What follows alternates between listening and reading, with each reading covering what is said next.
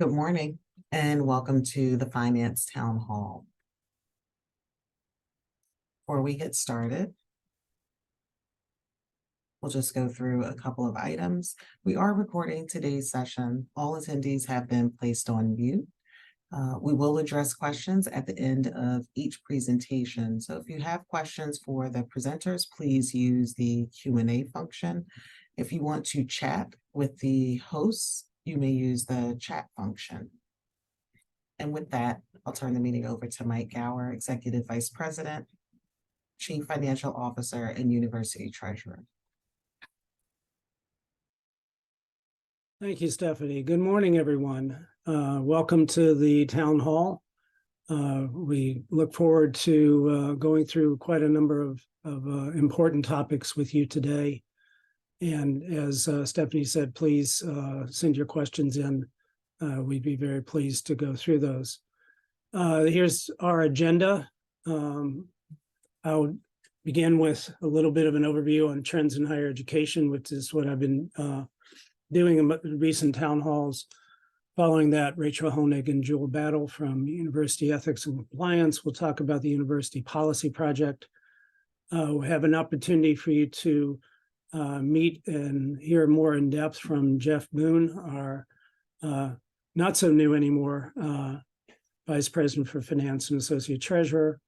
And following Jeff's presentation, David Moore will talk about the fiscal 24 budget and some things coming down the line. We'll have general Q&A at the end and then conclude, and let's proceed. Keep going. So last time I spoke with you all, I went over some of the general risks that have been identified in higher education. And today I wanted to get more specific and talk about some of the business issues. Back in the summer, NACUBA, which is the National Association of College and University Business Officers, go to the next slide, please, did a survey of higher education business officers throughout the country and identified the top 5 business issues of 2023. And you'll see them on here. And there is a link to the details of this in the chat. Please look at that. And I just came from a meeting where we had some of the more extended discussion of these, but I found them very interesting. Supporting and maintaining the workforce has been something that has been a concern since COVID began. The turnover in workforce, either from the Great Resignation or often we experienced the Great Retirement circumstances, became poignantly difficult in some of the areas, such as procurement, accounting, IT, HR, payroll, where there were demands on filling positions in order to just keep up with the workflow. And I think this is going to be something that continues. How do we work to support the workforce through appropriate compensation, certainly, but also professional development, skills enhancement, and other elements. Within UFA, we devote time every week to professional development as an opportunity for individuals to learn something new, to develop additional skills, to consider other topics and other things that might relate to their position. But I think we have to continue to be creative around this. The second area is around ensuring successful student outcomes. And you wonder why the business officers are involved in this. Well, I think everybody at institutions such as ours needs to be thinking about what is their role in ensuring successful student outcomes. It might be the delivery of goods and services to laboratories so that they can do the work that they need to do. The other elements around IT support or student accounting, and for instance, billing and collection, the SABC group certainly is involved in ensuring successful student outcomes, how we make things work for the student, focusing on the student, also involving the student when they may have a job on campus, making sure that other needs are met. That is a role for all of us. We all need to keep in mind, what are the missions of the institution? What are the things that are most important in order to support our primary missions? So while we in some of the business offices may not have that day-to-day contact with students, what we do impacts them, and what we do allows for them to either have an easier path towards graduation or a harder path. And I think we need to do things that make for that easier path. The third one, securing and modernizing technology systems. We've been spending quite a number of years now modernizing technology systems. We have a lot of work still to do. And this to take advantage of things such as the cloud technology and other kinds of shared services that allow for economies of scale and power of computing over time. But the other area is securing. We as an institution such as ours is a primary target for cyber theft, cyber issues, and we all need to do our part to keep our infrastructure safe. This may include simply common sense, but it also involves what I would suggest is regular discussions about practices that may be risky and ones that we need to protect ourselves from. We have within the Office of Information Technology an information security group. It is important to tap into that group, have them come to Guy Albertini, the head of that group, come to talk with departments about what are good practices, what are better practices, what are bad practices. Also need to be vigilant about scams that come through email. Lots and lots of things come over through my email that I send regularly to abuse@rutgers.edu because I'm concerned about whether they're fraudulent or not. And 9 times out of 10, they are fraudulent. But then the OIT group can do something to work on them and prevent them from being a problem down the line. So this is a critical area for us all. The next one is navigating affordability and enrollment management. It's related back to the student experience, certainly, but making the institution affordable or keeping it affordable is critical. This means really working on our cost infrastructure. This means really looking at issues that address financial sustainability, and I'll talk about that a little bit more in a minute. Leveraging all the opportunities for financial aid that we can possibly find and making those available to the student. Also, our role in making this an attractive place for people to come, that continues as well. And then finally, meeting fiscal infrastructure needs. Serious issue and things such as deferred maintenance, and why we need to be conscious of getting funds as they are available into the deferred maintenance side to improve our infrastructure and to protect it down the line.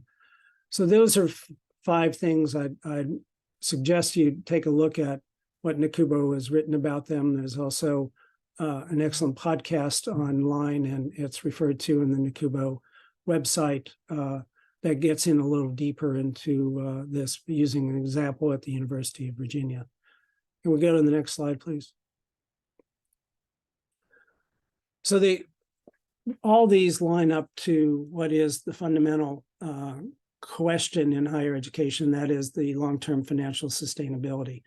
how do we manage our institutions, which are fundamentally high-cost institutions, but deal with issues such as keeping it affordable, keeping it accessible, making sure that people understand the value. There are many institutions that are financially challenged right now.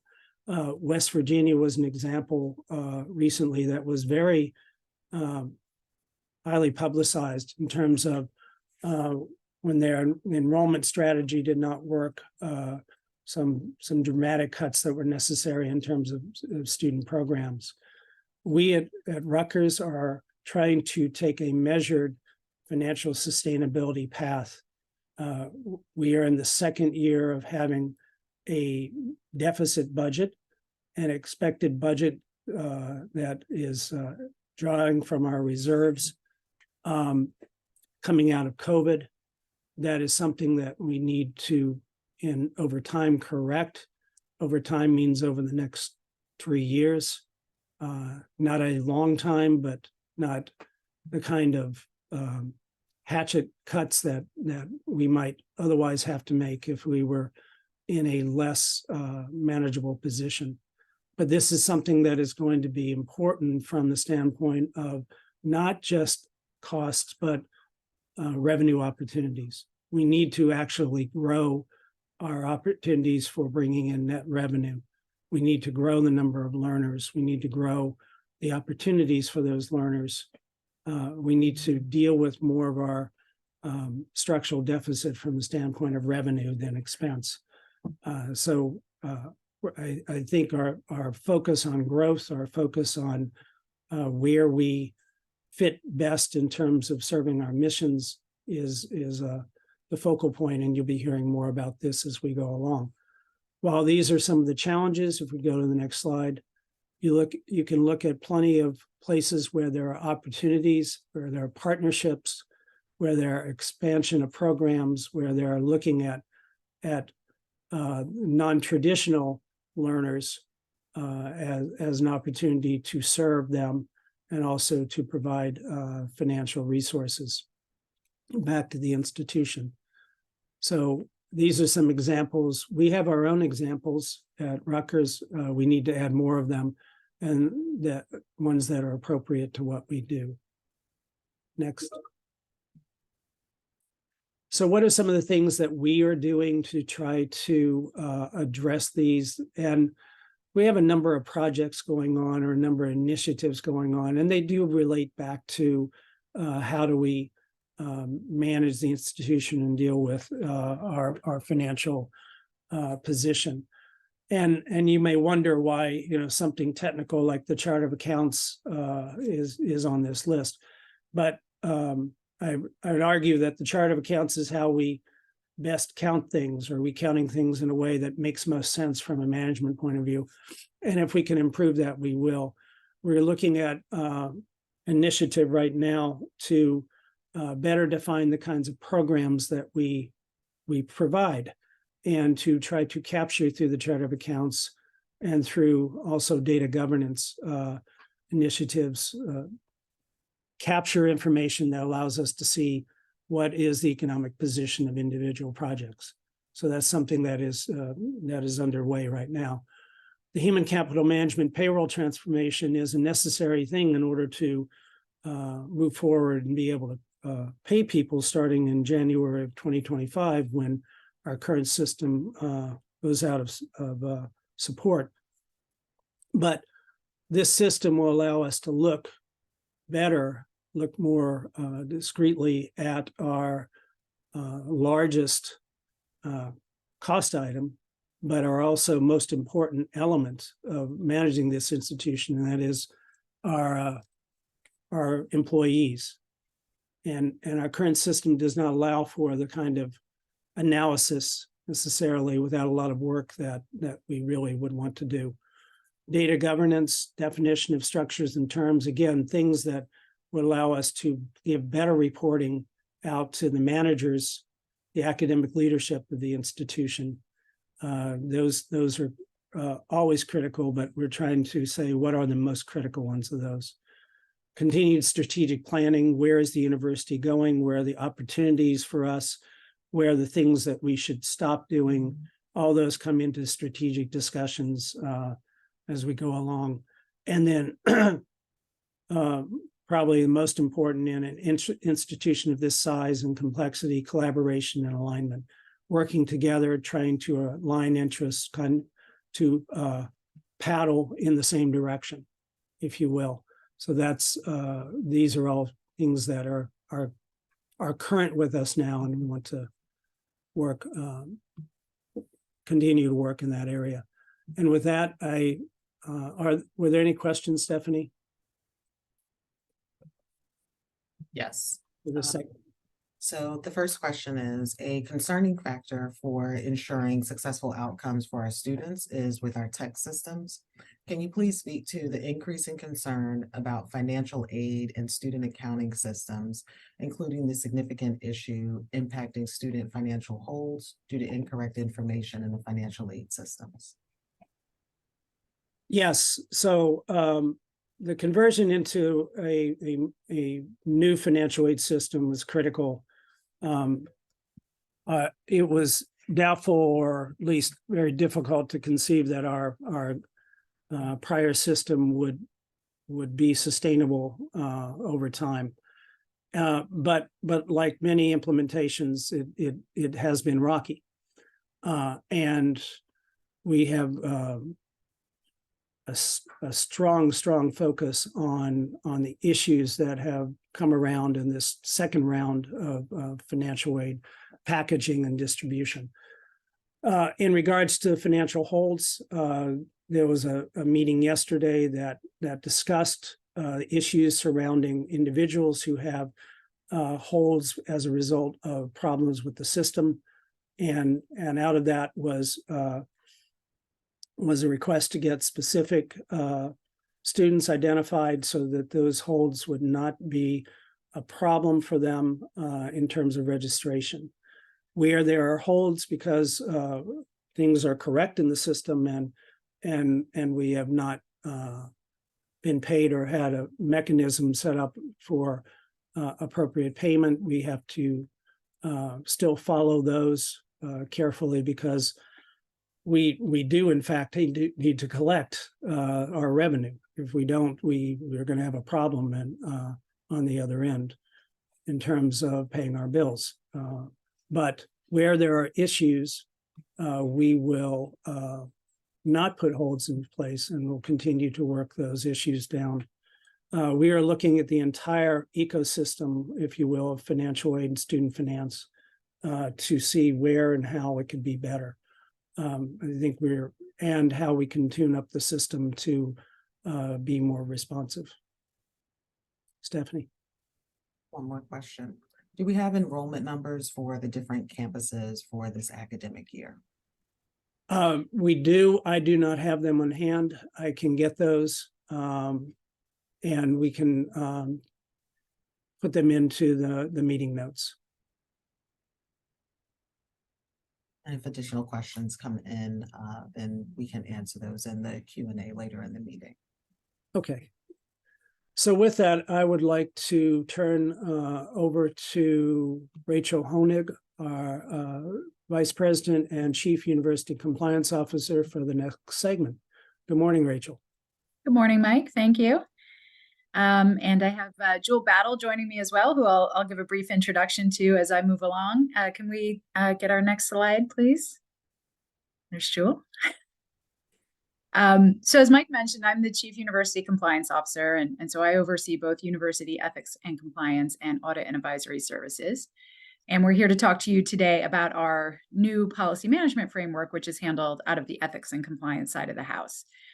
Just as a reminder for those of you who already know, and maybe as an introduction for any of the attendees who are newer to Rutgers, UEC, University Ethics and Compliance, is responsible for a few key areas across the university. First of all, we're responsible for ensuring that Rutgers as an institution is complying with external laws and regulations. And that runs the gamut from healthcare compliance, including the billing and the rules around the billing of federal healthcare programs and state healthcare programs, research in partnership with the Office for Research, Title IX and ADA compliance, athletics compliance in partnership with the compliance folks who work within the Division of Intercollegiate Athletics, privacy, which includes HIPAA and FERPA compliance. And then we also ensure that Rutgers employees are complying with the ethics rules that apply to you all as employees of an instrumentality of the state of New Jersey. We gather and produce the records that Rutgers is required to disclose under the State Open Public Records Act, or OPRA. And then perhaps most importantly, for today's purposes, we conduct internal investigations of suspected or alleged violations of Rutgers university-wide policies, with a couple of key exceptions that I'll just mention for context. The Office of Employment Equity handles 4 specific policies generally surrounding discrimination and harassment. We handle the rest, and we don't handle student conduct. That's handled out of student affairs in the respective CLUs. Next slide. So let's talk about our university policies, and there are many of them. In the past, the Secretary's office maintained the Rutgers Policy Library and did an excellent job of doing so.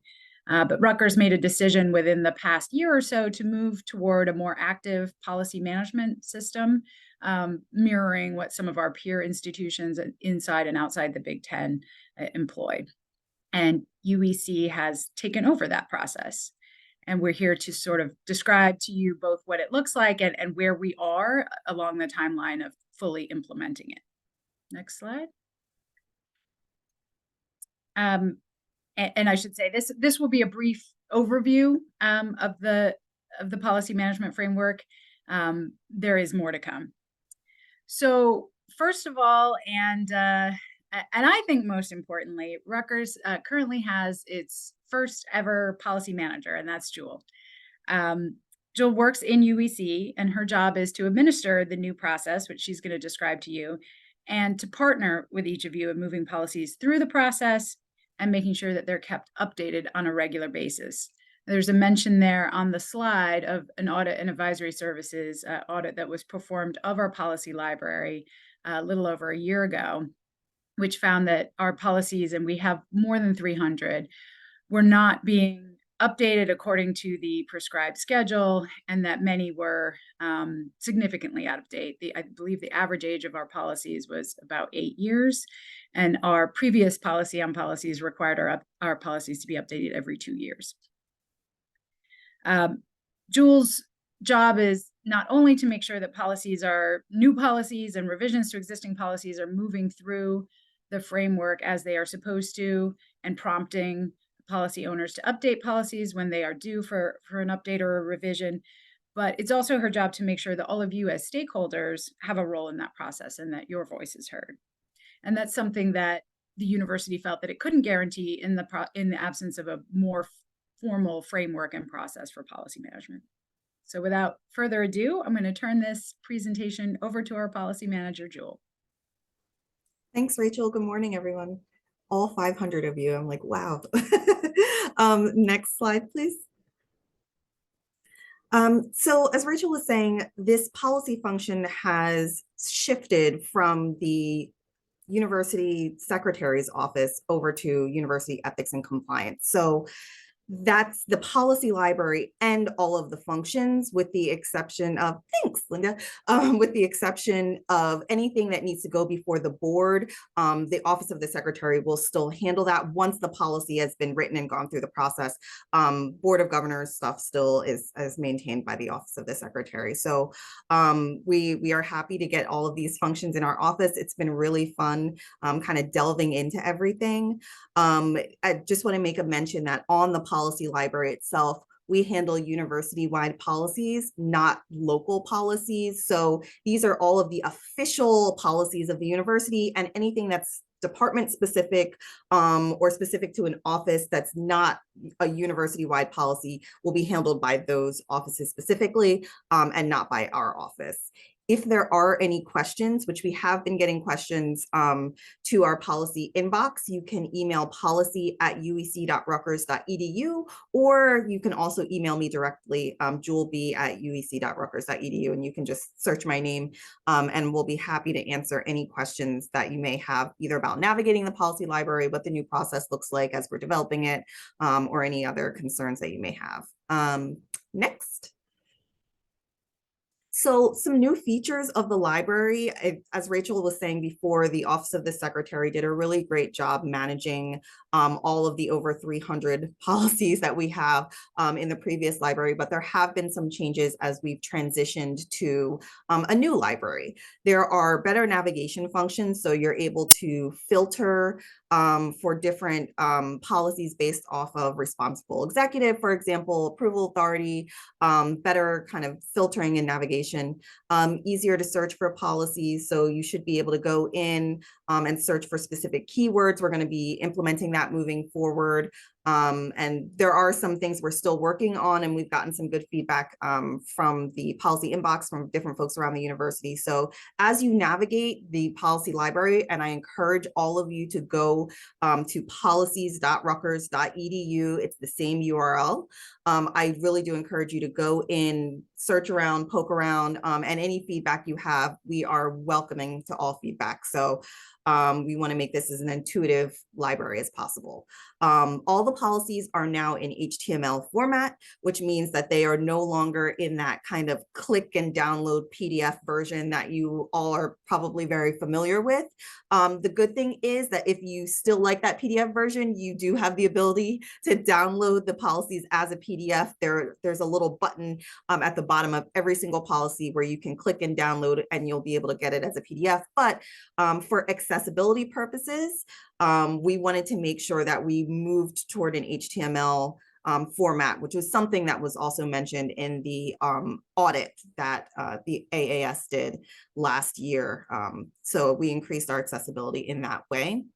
Appendices and exhibits are now attachments instead of being at the bottom of policies. So there's a little paper clip when you go to the policy library, you'll see a little paper clip at the bottom of every policy page, and you can just go there and download all the attachments that are with a policy.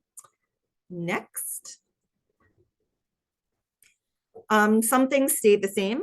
The structure and hierarchy of the policy library stayed the same. So section 10 is still section 10, section 50 is still section 50. We didn't change any of that.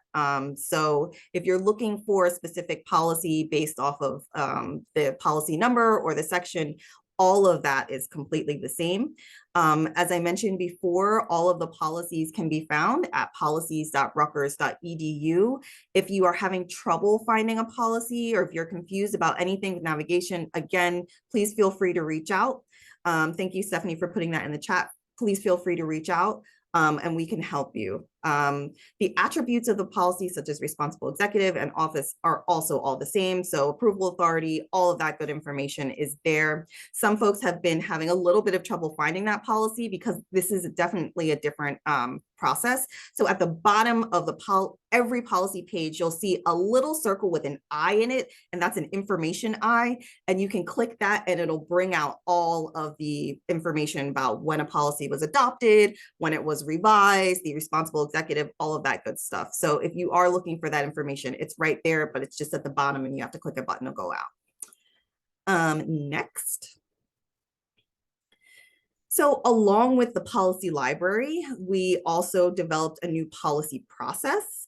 And so this has been kind of a really fun part of this process because we've really gotten to create something not totally from the ground up, because we did a lot of benchmarking and we based it on our previous policies, but it's been a really enjoyable experience kind of trying to figure out what would work best for the university. So we developed a new process to kind of streamline the policy process. We want to make sure that every policy that is either being developed or updated or retired is going through the same process.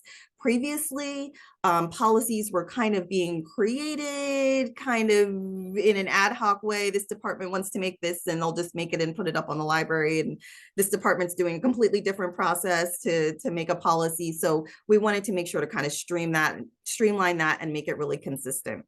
We developed the policy and policies, like I said before, based on a lot of benchmarking of other universities' policies processes. So we looked at, what their timeframes were. I'll talk a little bit about that. We looked at what kind of committees they had and kind of thought about how we could navigate our own process in a way that works for Rutgers, kind of using some best practices from other big universities, similarly sized universities. And so what we ended up creating was the policy on policies, formally called Formulation and Management of University Policies. It had a different title. The number is the same though. It's 50.1.13. And if you go on the policy homepage, you'll see it right in the right-hand corner of the page, policy on policies. So I encourage everyone to go and read through that as well, just so that you can get an idea of what the new process is like. And if you have any questions, again, please feel free to reach out. And this policy, as it was being developed, was reviewed by a lot of different offices at the university. So we got a lot of really good feedback, and we think we created something really, really great. So we're excited to move it forward. Next, please. So part of a really big change in the policy development process is that there are going to be 2 different committees that will help to approve and develop policies. So there's kind of an overarching policy approval committee. We call it the PAC. And that consists of standing members, standing leadership from key offices around the university that will have an eye on each policy as it's being developed and as it's being updated or retired. So they will weigh in on every policy kind of as it kind of goes through the process. Then there's the Policy Development Committee, which also consists of standing members from key offices as well as ad hoc members. So if there's a policy specific to swimming, for example, there will be some standing members on there. UHR, a couple of other departments are standing members for the development committee. And then the swimming department would be able to bring in subject matter experts and other folks to help develop the policy, or who they believe should review the policy as it's being developed before it gets to the policy approval committee.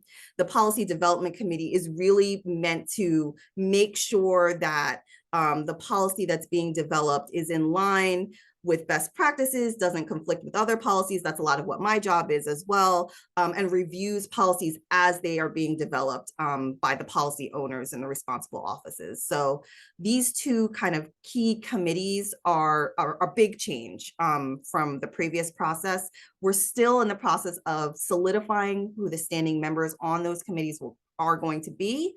And we should have more information coming out about this particular part of the process later next month.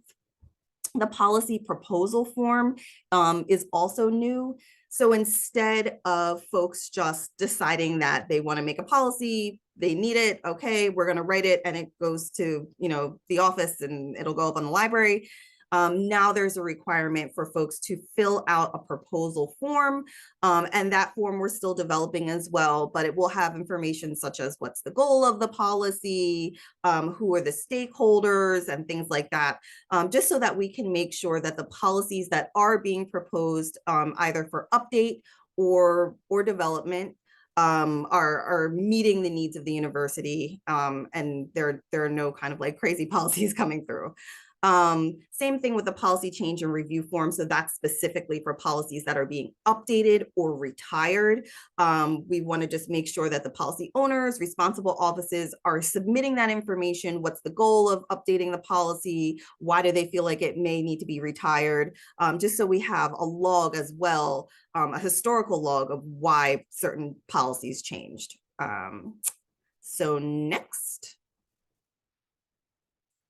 Another big change that Rachel mentioned before in relation to the audit that was done last year is that we have changed the policy review cycle from 2 years to 5 years. So now instead of the required, okay, every 2 years you have to look at a policy just to make sure that it's still relevant, that nothing needs to be changed, we've now increased that to 5 years. Part of the reason that we increased that is because we weren't able to meet the 2 years. We have over 300 policies at the university, as we've mentioned a couple of times. And so it's just a little bit more reasonable to do 5 years. And 5 years is also what many other universities that have these kind of policy review cycles have as their time frame, is a 5-year time frame. Policies created or Sorry, I'm moving a thing. Policies created or revised will be subject to a 30-day notice and comment period. So this is a huge change as well.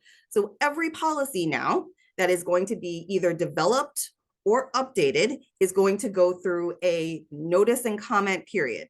So that means that we will post it on the policy website that you can click in. There'll be like a Qualtrics form. You can read through the draft and you can make comments. And this will be open to anyone at the university as well as the public. So that's a huge change. Policies will be open for notice and comment for 30 days. So we are excited about that part of the process as well, because we think we're going to get a lot of really good feedback from a lot of different folks that usually don't get to weigh in on a policy. So it's great, I think, for the university and for our stakeholders. So next, questions and comments. I think we've gotten some, but Rachel, I see you took yourself off mic. So let me know if I missed anything. I don't, Stephanie, you want to moderate, but I see some good questions in the Q&A box. Yep, we do. We have 2 questions that we can answer at this time. So can you please reference any work that's being done to identify the impact of various policies as they may relate to the university's DEI strategy and plans? So in other words, is there a lens to identify policies that may impact marginalized populations differently? And if so, how is that showing up in the policy review? So excellent question. And the answer is yes, that work is being done. It's occurring has occurred and is occurring on a couple of different fronts. First of all, when we developed our new policy management framework, we consulted with our Senior Vice President of Equity, Anna Branch, and her team about the process and making sure that they were comfortable from a diversity, equity, and inclusion standpoint on what we were proposing to do. And we got a lot of good feedback from them, which we incorporated into our final product. Second of all, Dr. Branch herself is a member of the policy approval committee. So no university-wide policy, whether it be a new policy or a revision to an existing policy, can be approved without, her input, from a perspective of diversity, equity, and inclusion. And then I'll also mention that my own team, including Jewell, has been seeking out and receiving training in the area of restorative justice practices. And we've really been thinking about how restorative justice might inform policies at the university and the enforcement of policies at the university. And I'm sure that there are, that's 3 things that I can think of off the top of my head. I don't know if there's anything you'd add, Jewell, but we do very much have that in the front of our mind and are thinking about that moving forward. Yeah, and I totally agree, Rachel. And I think one other thing, I think that notice and comment period is going to be really crucial as well to get a lot of different perspectives on policies. So I think that will really kind of enhance our DEI kind of as we navigate this new process, making sure that policies are viewed from a lot of different perspectives and that we're actually receiving and absorbing the feedback that we get from folks all over the university and outside the university as well. So I think that will be helpful. And I'll also add, and I think this may be relevant to one of the other questions in the Q&A as well. What we didn't talk about is what we're going to do with our existing policies, right? We talked a lot about how new policies are going to be promulgated moving forward and how we're going to revise policies as they come up for review. But of course, we have these 300 plus policies sitting there that were put into place before we had a policy management framework. And part of the overall project here and sort of the next large thing on Jewell's plate, that sounds weird. Not large. Well, Thanksgiving's coming up. I'll take it. It's fine. is to come up with a plan for a systematic review of all of our existing policies. She wouldn't be able to steer the review of 300 in a year, so it's probably going to be a multi-year plan where we're prioritizing certain policies in year one, either depending on their age or their subject matter or both, and giving them all a close look, both for whether they still meet the needs of the university, but also through the diversity lens to make sure that they are still in step with where we are as an institution, what our values are, and whether we're meeting the needs of the university community on that front. So something that each of you touched on is the review and comment period. So how will the university community be informed about when policies are up for review and comment, and who will be providing those reviews and the commentary? So I'm hoping that there's going to be a couple of different ways that will inform the university outside of just email, because I know not everybody checks their inbox and a lot of people have inbox fatigue. So I think we want to try to potentially get a notice on the My Rutgers dashboard as one of the places, like a notice, hey, a new policy is up for review. If you have a chance, please take a look at it. We'll also be putting all of the new kind of policy links and Qualtrics sort of links to the notice and comments form on our UEC page as well. So if you visit our UEC page, there will very likely be some links there.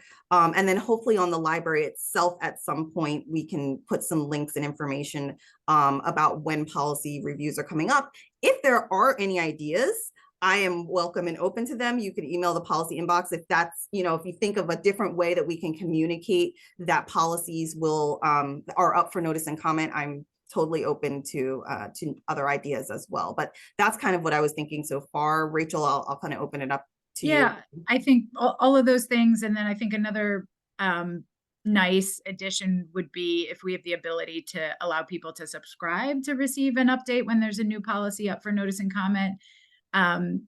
University-wide email blasts, a lot of people don't love. So if we can sort of focus on the people who really care about these issues and want to know in real time, I think that would be a great way to go as well.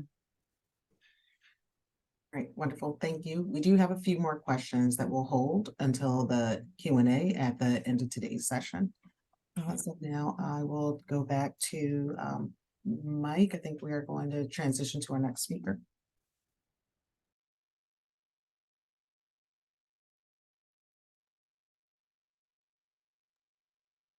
Or I will introduce. I Jeff. apologize. Sorry.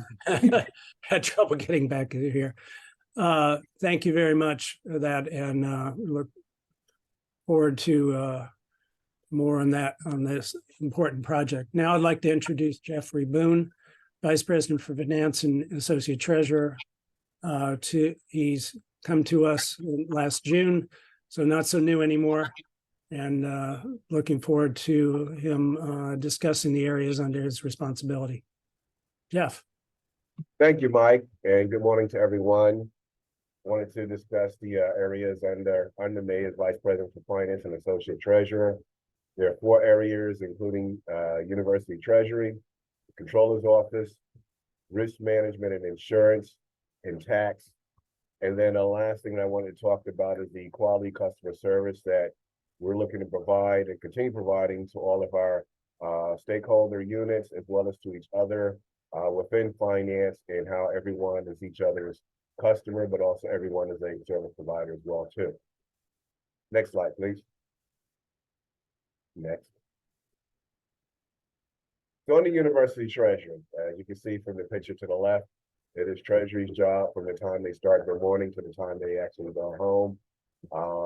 Is to chase and collect every dollar, and that snapshot right there kind of gives you an idea of what we start doing from the morning in terms of looking at our forecast, updating the amount of money that's been collected and dispersed the day before, determining the day's cash position, making decisions in terms of funding accounts. Do we need to withdraw any funds from investments? To fund the account, we have excess, and we might be putting money into investments to increase investment income. So if I could sum it up in 4 words, the job is to collect, disperse, invest, and borrow. And we'll talk about that some more in the upcoming slides. beginning with the financial services that Treasury provides to the university on a daily basis, managing anywhere from $500 million to $1 billion in operating cash and investments, working with our business units to support them in collecting and making payments, everything from wire transfers, disbursements, collecting money by, we'll talk about this check, ACH, wire transfer, credit card payments, funding for payroll, foreign exchange payments that we're making overseas, as well as collecting checks by lockbox, etc. Next slide, please. So as it comes to collecting, we're making sure that we have processes in place to collect in any way that our students as well as patient revenue can come in. Check and cash, two of the oldest methods of collecting, and if we do collect it by check, we have remote deposit scanners. Cash has been going down. I think you can really attribute a lot of that to millennials as well as the pandemic. We did more in the last 2 years than we probably could have done in 200 years in eliminating cash in our system. However, as a public university and also as a service provider, if somebody walked in with $50,000 of cash to make a payment for tuition, as much as we don't like to take cash, we will take cash, we will count it, and we will bank it. And we have the process in place for that. ACH is the cheapest method to collect or send payment. Just the difference between ACH and a wire, it's about 2 cents to send an ACH. It costs dollars to send a wire, anywhere from $8 to $10 now. So there's always a preferred method to send ACH. ACH, you can kind of liken that to your direct deposit. Direct deposit is paid out. Credit card, we receive hundreds of $millions in credit card payments for tuition primarily. One of the things that our group has been able to do with Treasury, collaborating with student accounts under Christie Dulce's area, has been to lower the convenience fee that students are paying for credit card payments for tuition. We were successful in lowering that, an agreement with Melnet to lower it from 2.8% to 2.45%, and just reducing that by 0.35%. Anywhere from about $300 million is actually taking $1 million out of the banking community's pockets and putting it back into the community of our students, their families, in terms of reduced cost to them. As I mentioned before, checks are deposited via remote deposit. That's a check scanner, and we have armored courier for picking up cash. Next slide, please. And as you can see, the picture is the same because the same way that we collect money, we disperse money through check, ACH, wire transfer. We have a little difference on the credit card side where there are virtual payables, credit card program, which is like a ghost card, and that is payments to our vendors. We were successful in meeting with Bank of America and getting from them increased rebates. So every time that we make a credit card payment through this virtual card program, we get some money back though, about 2% now, 2.5%. So with those increased rebates, and they did actually write us a check for $100,000. So the picture there is actually very true. We're going to make about $450,000 between increased rebates and the actual sign-on bonus that they gave us for extending our program with them for another 2 years. And then we have corporate cards for procurement and travel. In addition to that, we also have corporate cards in the form of prepaid cards that we do for our athletes, as well as we're doing right now prepaid cards, working with on the university side for students that need emergency payments, whether they've got a sickness or a parent or unfortunately a death in the family, but any type of emergency that they have that qualifies, we can get them payment directly through prepaid cards, which we can fund directly to the card and put money in their hands, especially if they're not bankable. And we also have the ability to send payments out. What we try to do is make sure that we have all of the different up-to-date millennial type payments that are out there available for students, making sure that we are current as we want to make sure that students feel as though they have a university as well as a treasury department that is servicing them with up-to-date payment methods. Next slide, please. This was an actual This is an actual picture outside of Morgan Stanley when we did our Century Bond, which actually gave us a lot of advertising and helped us in terms of bonding and branding. We have $2.1 billion in debt, and also and that's our long-term debt, and $750 million commercial paper program. That debt includes our $330 million in a Century Bond, and when you look at our debt overall, there's about 96% that's fixed, so that means we're about 4% variable debt. And of that, we've got 64% that's taxable, which means about 36% that's tax exempt. Our credit ratings are stable and AA3 and A+ from Moody's and S&P respectively. As it relates to our internal bank, we don't always have to go outside to issue long-term debt. We have plenty of financing for capital projects and other initiatives that we can do through our internal bank. The units submit requests through treasury, approved by our CFO, and they pay debt service at a blended rate of 4.75%, which provides for greater certainty for our capital budgeting. Next slide, please. And then I'll talk about our controller's office there. And all of our units are really back office units, but we certainly, as Mike had mentioned, have an impact on our front office and people that are facing students. In our controller's office, it's important that they maintain the books and certainly are responsible for accounting. I'll delve a little bit into some of their main areas right now. We can go to the next slide. So this is the controller's office, a little bit of a hierarchy here. Obviously, everything is under Mike Gower, our EVP and CFO, whom I report to. Christy Dalton reports to me as University Controller. Under her, she's got a department administrator, Joy Kerr, and then 4 assistant controllers and a director. The assistant controllers being Anna Kolbick, Chase Smith, and Thea Jeffrey, Joseph Bianchi, and Betsy Capiero, who heads up Financial Information Services. I'll talk in these next slides briefly about what each of these areas does. We can go to the next slide. So under accounting, which is Anna Kolbick, I provide accounting services to the Rutgers community, responsible for preparing financial reports, as well as overseeing the chart of accounts, responsible for the month-end calendar and providing year-end closing, and then also helping units understand financial accounting system. Payroll is probably one of the most popular units in our entire finance organization. They've got a tremendous job that they perform every 2 weeks. They're providing payroll to 32,000 employees, half of them 1 week, or some of them 1 week for salary. Then you have hourly employees, though. Got a staff of about 21 people, and they work closely with HR and every week in providing, making sure that we all receive our checks timely and accurately.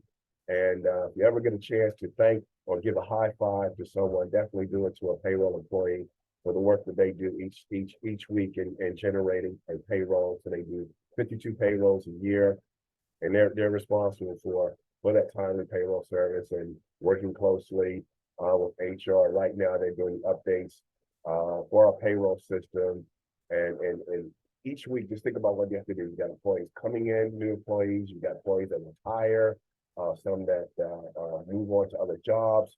So people coming in, people going out. You've got raises as well too, promotions and so forth, and trying to make sure they get that right to service internal customers.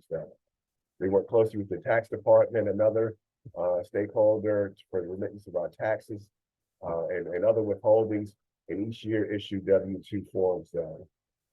So once again, give them a high five and thank them for the service they do, especially for helping all of us at-home treasurers, making sure that we receive our paychecks to fund our own home operations. Next slide, please.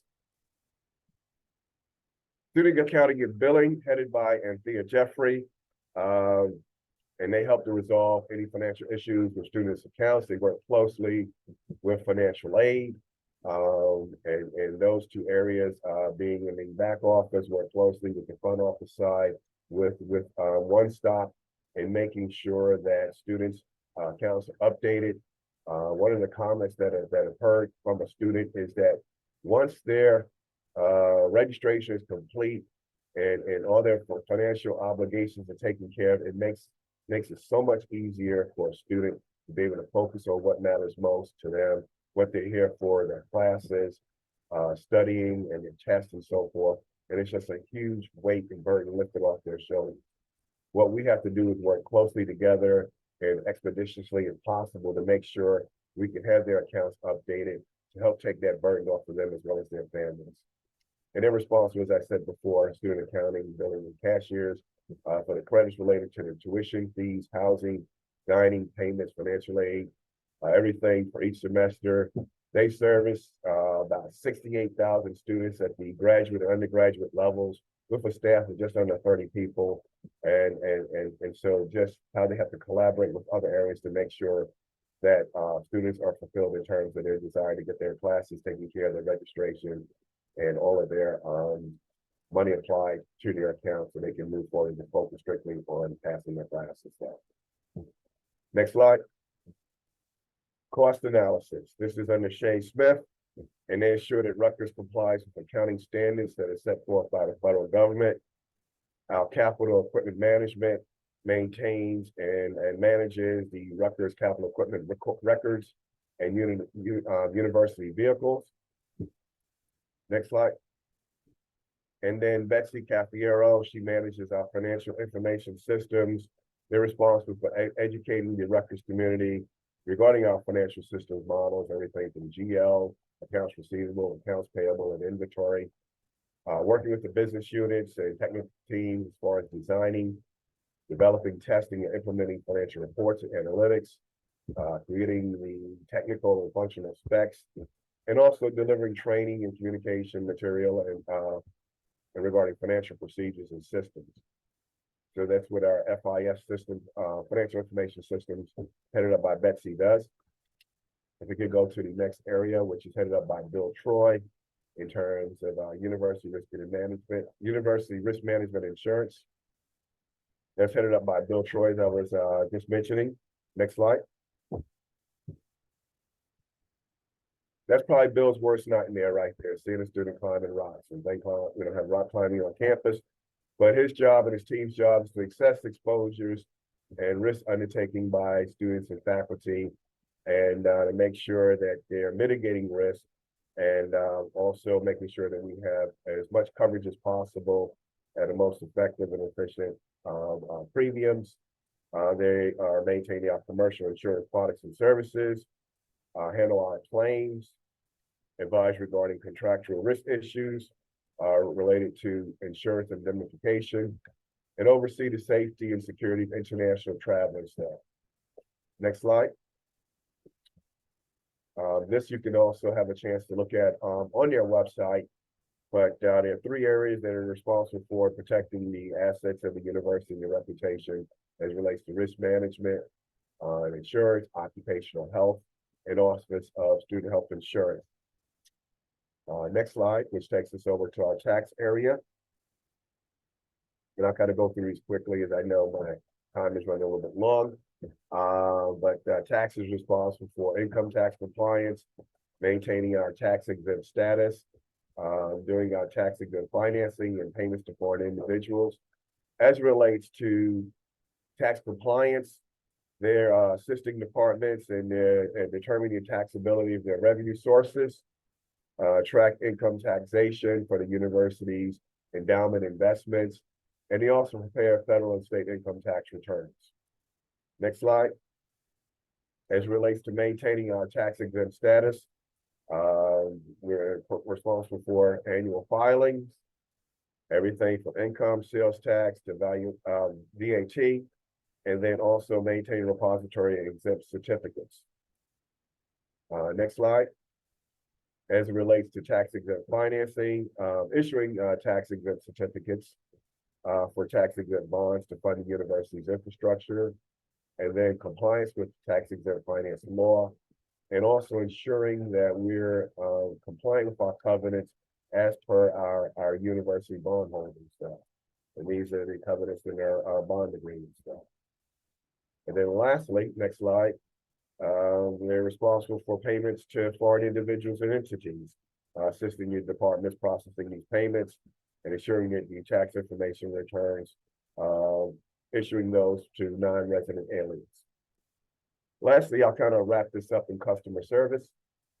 And a kind of a keynote of this entire address and presentation is the quality service that we try to provide to each other in the back office, but also the impact that it has on the front office and is delivering exemplary customer service to external clients and also trying to improve our internal process. The image or impression that we want to give to each other or to anyone who is providing customer service is just like this picture right there that Bill Murray has, that we want to provide awesome customer service and we want to leave the customer with the feeling that we're awesome in providing that to them. We're all customers of each other. We all are awesome service providers, and we want to provide awesome quality customer service. That's very important in terms of our internal operations, as well as also for operational efficiency. And the faster that we can provide expedited service, the faster that it gets into the external customer's hands, and it makes a big difference there, certainly in our bottom line. Next slide. And these are some of the impacts when we provide quality customer service. It helps collaborating and building strong relationships between our groups. As I talked about before, how payroll and HR work together for 32,000 employees, the same way the financial aid and student council has to work together to join at the hip to provide services to 68,000 students. So the collaboration and building of strong relationships is important in helping to respond timely to customer issues. It helps positive impacts on students by providing them with satisfaction. It helps retain customers because it costs 5 times more to obtain a new customer than it does to retain an old one. And once that customer is satisfied, long before there was social media, word of mouth was the best way to let customers spread it. Their satisfaction with a vendor or a business provider, and that helps the referrals, and it's a multiplier effect. It helps us to gain and retain new customers, and by doing that, we've also increased revenue and profitability. Next slide. And that's part of our TQM, the total quality management of our entire pipeline, providing quality service for internal customers, and it's going to have an impact delivering external customer satisfaction for our students. And we're all in part of that, from the back office to the front office, and the impact that we have, and it's part of a culture of belonging and how we make it happen from the first day of school all the way to the last day of school, having an impact from a student from the time that they apply to the time that they graduate, and it has an impact on them in providing a quality customer experience, which is what for our students there. Next slide, please. And this is where TQM has a greater impact, as I just talked about, from application to registration and customer satisfaction.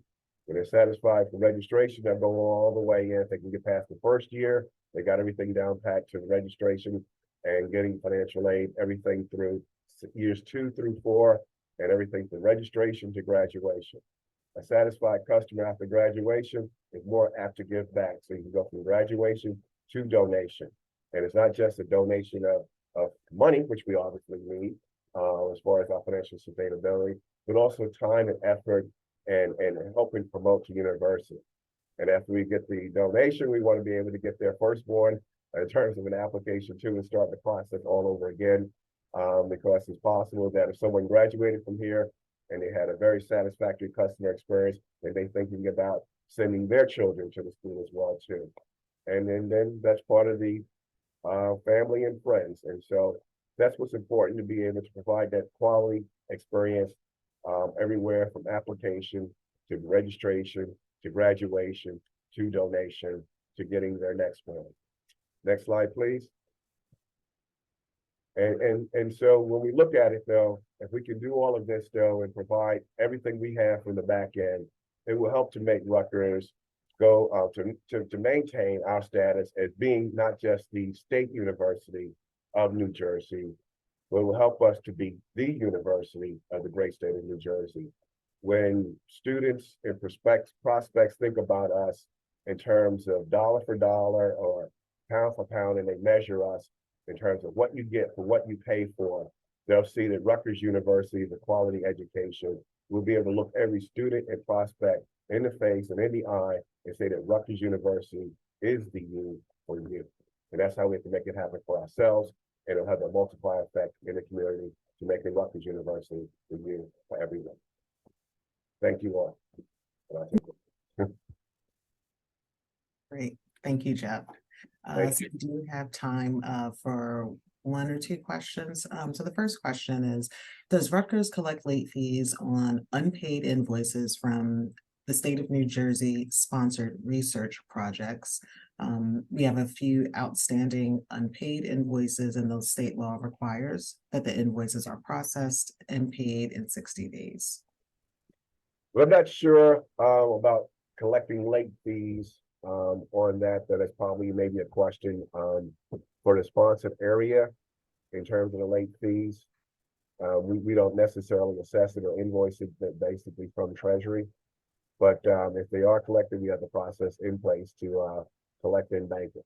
That's probably a question in terms of our sponsor, are they billing late fees? Thank you. And our next question, are there plans to eliminate or lower the international transaction fee on the travel card? It currently is 2% and is causing us to increase our budgets for faculty-led student abroad programs. And this higher budget is passed on to our students. Thank you for that information as well too. And that's something that we can take into account when we do our next RFP, as we're currently on the contract. We have our contracts with our bank group expiring in July 25, so we'll probably go out a year before that with an RFP, and that's something that we will take into account when we go to the RFP and request that maybe that we can get that lower with our bank group, and something we want to try to achieve. Great, thank you very much. So we will now transition over to David Moore. Thank you, Jeff, Vice President for Financial Planning and Analytics and Chief Budget Officer. David. Thank you, Stephanie.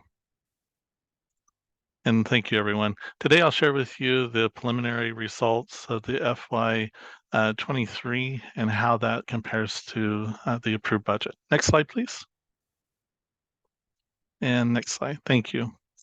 Rutgers' annual budget reflects the values of the university in fulfilling its core priorities of outstanding teaching, research, service, and clinical care, while providing the best academic experience for our students.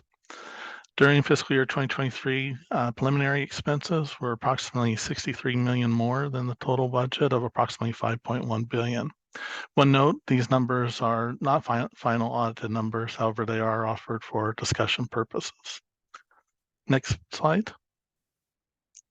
This slide shows the difference between the FY23 total university budget, which is displayed by the gray bars in the chart here, and the FY23 preliminary actuals that are displayed by the red bars.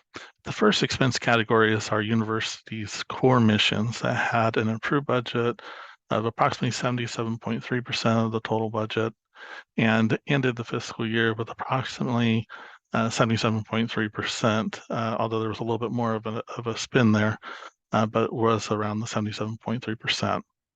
The university core mission is represented by our core missions of student instruction, research, public service, and patient care. The next category, administration and operations, is the second expense category and was below its budget amount of approximately 15.2 for the budgeted expense. The third category is our auxiliary enterprises, which covers primarily parking, dining, and housing operations, and was budgeted at 4.8% of the total university budget and had a preliminary actual spend of about 4.9% of the total. And the last category, which was athletics, represented approximately 2.7 in the budget and ended at a 2.8 approximately for the preliminary expense. Let's go to the next slide. So let's kind of dive a little bit deeper into the categories to get a better understanding. Our core missions are made up of the following items on this slide: Classroom instruction and academic support includes faculty compensation and staff support for academic units, libraries, and dean's offices. In FY23, approximately 1.6 billion or 30.9% of the total spend was in this category. Student services and scholarships, including financial aid and admissions and social and cultural events for students, which accounts for approximately 623 million or 12.1% of the annual amount or annual spend. Next category is the sponsored research and other sponsored programs and activities. This includes funds spent on research and other sponsored activities associated with federal, state, and non-governmental grants and contracts, which accounted for almost 669 approximately 670 million, or 13% of the annual spend. Public service, extension, and patient care includes agricultural extension programs, the delivery of health care, support of health clinics, and community services provided throughout the state, which accounted for approximately 1.1 billion or 21.3% of the annual spend. Together, these items represent the core missions of the student instruction, research, public service, and patient care, which accounts for approximately 3.9 billion or 77.3% of the annual spend. Next slide, please. Rounding out the remaining of the 22.7% of the FY23 spend is the general administration, which supports central administrative offices such as research administration, finance, human resources, procurement as examples. This category accounted for approximately 490.5 million or 9.5% of the annual amount. Operation and maintenance of all of Rutgers buildings, including insurance, fuel, upkeep, utility costs, and accounted for 282.9 million or 5.5%. This category saw a significant increase, as we all have experienced even in our personal homes, if you will, due to inflationary pressures that were experienced in our utilities and energy costs. Auxiliary enterprises, next category, which includes housing, dining, and parking operations, accounted for 248.6 million. And athletics, which is includes the 24 men's and women's Division I sport programs at Rutgers, New Brunswick, account for approximately 144.5 million. Next slide. So let's turn to where the funding came from. In FY23, approximately 26.8% of the total revenue came from tuition and fees, and we did see some softening in that in our overall enrollment. Patient care services, which includes revenues from government payers, private insurers, and affiliated agreements for patient care services, accounted for approximately 21.5% of the annual revenues. Approximately 20% of the university's revenues come from the state of New Jersey, some in unrestricted operating support, and a portion to cover costs of fringe benefits for some of our employees. Sponsored research includes grants and contracts from federal, state, and non-governmental entities. This accounted for 15.6%. And rounding out our overall resources of revenues was miscellaneous sources, which includes student, federal, and state aid, auxiliary enterprises, athletics, endowment, and investment income. And this accounted for 15.8% of our total revenues collected. Next slide. As we look forward and talking about some of the higher education trends, we turn to opportunities for both the short term and the long term. As we work through the current year in 2024 and look to future budget developments, we need to continue to evaluate the change in and develop ongoing enrollment strategies, continue to look for opportunities and initiatives that provide incremental income to the university, work with the state to help fund growth as well as cost inflation that we have experienced, and continue to maximize the use of the university facilities and auxiliary assets to help generate revenues, generate revenue opportunities while streamlining expense outlays through service and program reviews to help the overall cost containment for the university. Next slide. I'd like now to turn to kind of, that was a review of the FY 2023 preliminary outcomes. I'd like to turn to now fiscal year 2024. with September month end just finishing here most recently, I'd like to look at how we compare to the overall budget that has been set, but also to how that compares to prior year experiences as well at the same time. So next slide. Thank you.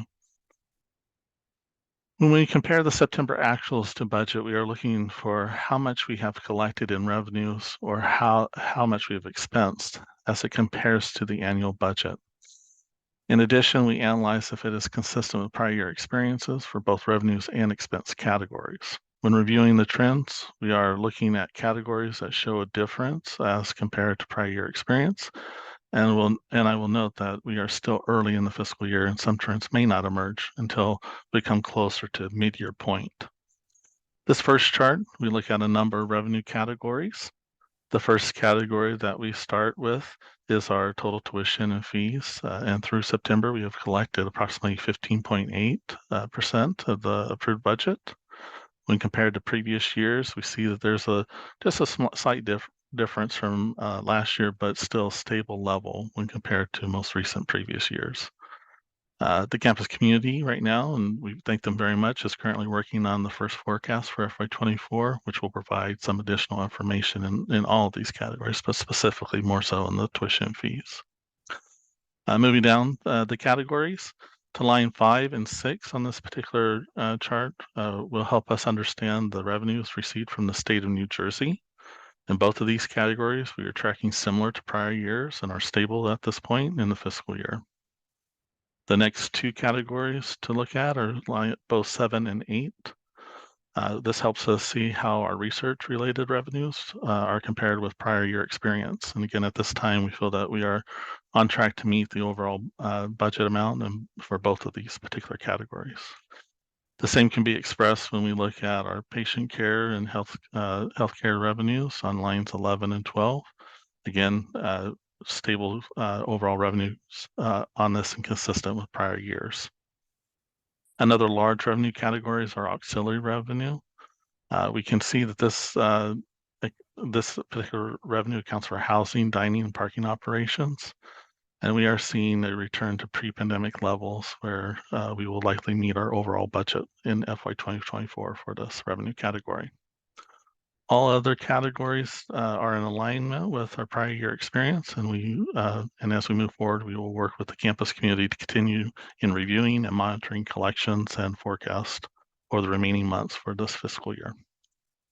Next slide.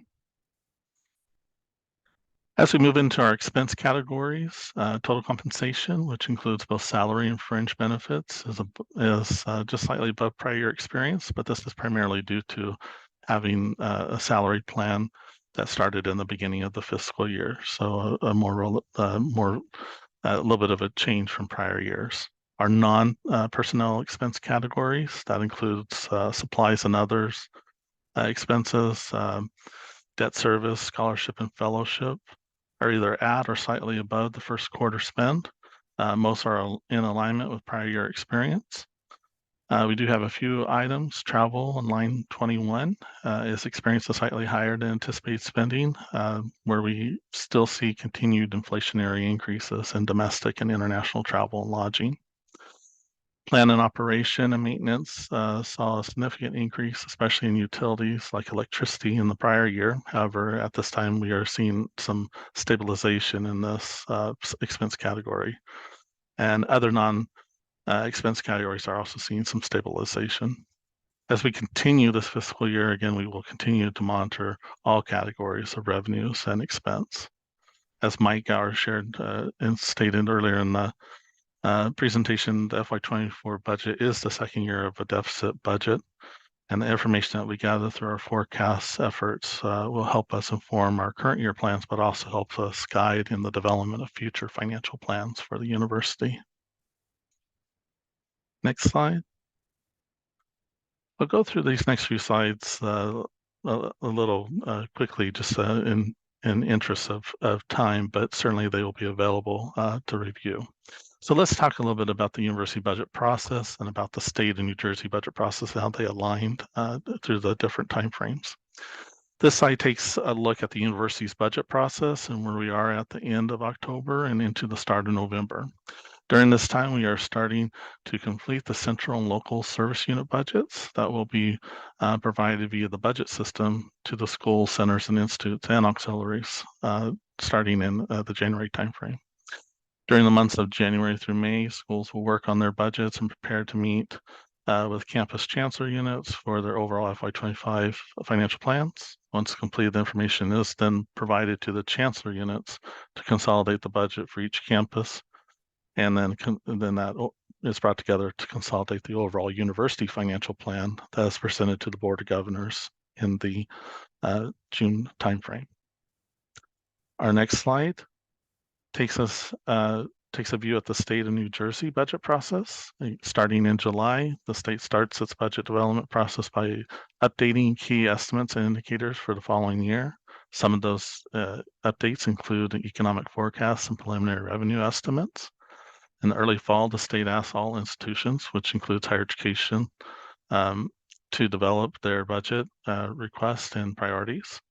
Rutgers submits budget initiative forms as a way to submit our requests for the following fiscal year. The requests are reviewed and recommendations are developed by the state's Office of Management and Budget, and recommendations are then refined, and if supported, they will be included in the governor's proposed budget that is released in February. From this point, the governor's proposed budget enters budget deliberation phases, with both the General Assembly and Senate reviewing and analyzing the full proposed budget, along with reviewing updated overall revenue estimates from the state. From this point in the early spring and into mid-spring, there will be reviews from both the General Assembly and Senate, and once they are completed with their legislative process, they will share the outcomes with the governor, which then can react to by either signing the legislation or the Budget Act or line item veto as that process moves forward. And then in June, typically we have a state budget that is signed. Currently, we are at the end of October and into the beginning of November. We are completing our asking budget documents that will be submitted to the state, and once submitted by the end of this coming month, during December and February through February, the state budget will be reviewed, refined, and presented to the public and then we'll start the legislative process. Next slide. So from there, this will conclude the presentation. I'll take any questions, Stephanie. Great. Just 1 second. So we do have time for just one question. Are expenses for needed upgrades and or replacement of campus data centers included in each year's budget projections, or are they part of a separate funding source? But they are part of the overall budget. If it is a capitalized project, it's something that, again, could be seen as part of our debt service, but those items are included in our overall expense budgets. And maybe I can get one more question in. Aside from reserves, how does the university plan to cover the projected deficits? So what is being cut? Are we selling off properties, converting to commercial usage, job reductions? It seems counterintuitive since we recently had salary increases across the university. So as Mike shared earlier in the conversation of this presentation, the key thing is that we do have to look at our expenses for containment of costs, but also really need to look at generating new revenues. Either that be generating new programs that bring in new revenues, or looking at the way we generate our current revenues to see if we can maximize more. So it's a combination of cost containment, but also revenue growth and net revenue growth overall. Thanks so much, David. Thank you, Stephanie. All right. Mike. Yes. Thank you to everyone who presented today. And thank you all who had questions. We are gathering all the questions. We'll provide responses to those and post those to the website where we keep information from Town Hall. I also want to point out that we have a survey. We try to continually improve these town halls. and would like your feedback, it is in the chat, the link to the survey, and we'll also send out information later time for that, so that you can give us that kind of feedback. Following this, and attached also in the chat is the Ask the Experts schedule. The first one begins in a few minutes, and that is University Treasury. The link to each of them is in that schedule. Please grab that. We'll leave it up for a few minutes here so that you can grab it.